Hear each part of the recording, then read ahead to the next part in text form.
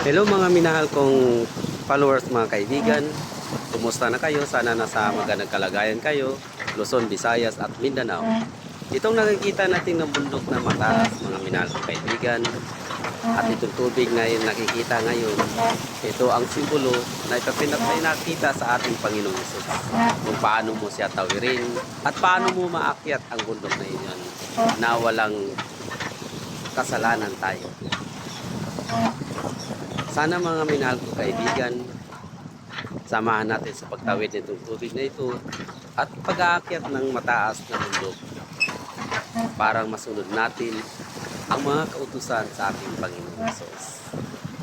Alam na ninyo kung ano ang dahilan o paano atin maakyat yung mataas na bundok at mahabang tubig na ito. Hanggang dito lang ako mga minahal kong kaibigan. Bye-bye!